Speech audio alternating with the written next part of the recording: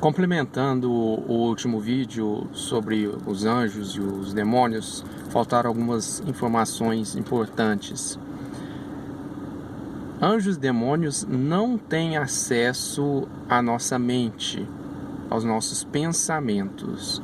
Isso São Tomás já explica na Suma Teológica, e temos dados da Sagrada Escritura que afirmam que só Deus tem acesso ao íntimo da nossa alma, à nossa consciência. O que ocorre é que os anjos podem, assim como nós também podemos, em certo sentido, ler os pensamentos das pessoas através dos sinais que elas dão exteriores, os sinais corporais. Todo pensamento gera uma reação corporal.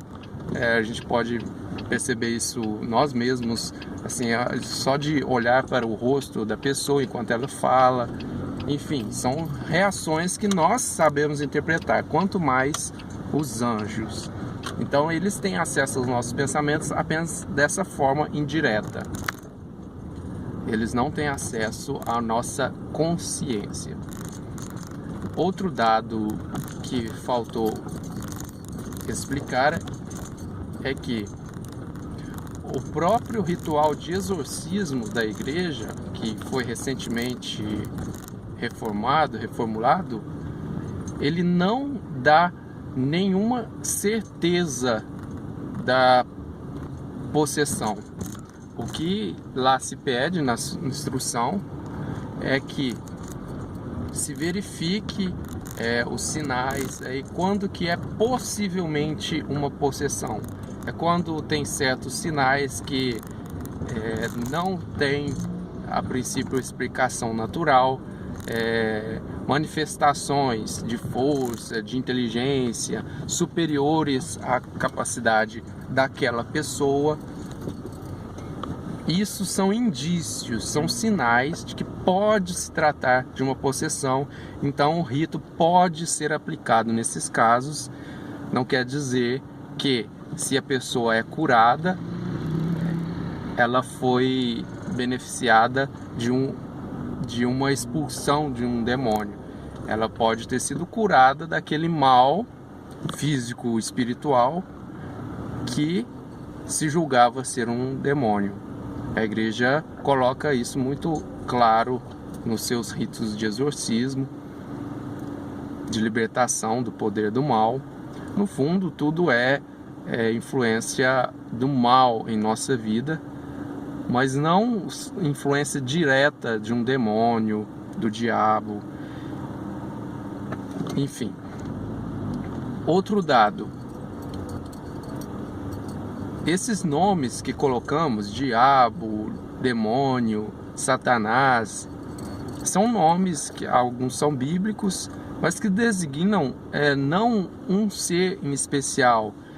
Geralmente se coloca Satanás ou Satã como um demônio, que seria um chefe dos demônios, aquele que desde o início tenta o homem, aquele que tentou Adão e Eva. Enfim, mas são colocações assim naturais, humanas, que não tem capacidade de saber qual ou qual anjo, qual ou qual demônio agiu. Então coloca um nome genérico. Satanás quer dizer inimigo, diabo quer dizer divisor. Lúcifer é um nome que nem existe na Bíblia enquanto anjo mau.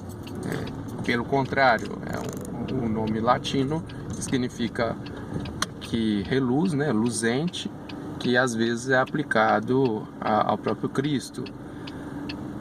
Foi um nome que, vamos dizer assim, entre aspas, o folclore religioso colocou, e às vezes os pregadores, até santos, repetem, mas não quer afirmar nada mais do que isso. Está apenas nomeando algum anjo mau. Outra informação é que, assim como São Tomás fala dessa impossibilidade do conhecimento angélico dos nossos pensamentos de forma direta, ou do núcleo do nosso pensamento, ele fala na Suma também, na primeira parte da Suma, na parte da criação, ele coloca a criação dos anjos, os anjos como criaturas, e depois mais à frente, questão 100 e pouco, não me lembro, ele coloca da ação dos demônios. Então ali tem muita coisa, é um texto difícil porque tem algumas questões ou conceitos filosóficos do conhecimento, da essência. É um texto um pouco difícil, mas para quem quer se aprofundar, deve procurar ali o texto de São Tomás. E quem tem muita preocupação ou curiosidade nesses temas envolvendo demônios, possessão, deve se acalmar um pouco, que às vezes é um pouco de escrúpulos, o escrupuloso é a pessoa que vê pecado a toda hora e que se vê atormentado pelo pecado e quer encontrar explicações para o seu sofrimento, o seu pecado, e às vezes o pecado que nem existe. São questões pequenas, ele se acha atormentado. Um exemplo de escrupuloso na história que temos é Lutero. Lutero era um escrupuloso que se via tentado noite e dia pelo demônio e não via chance de salvação para si, tanto era a tormenta dele.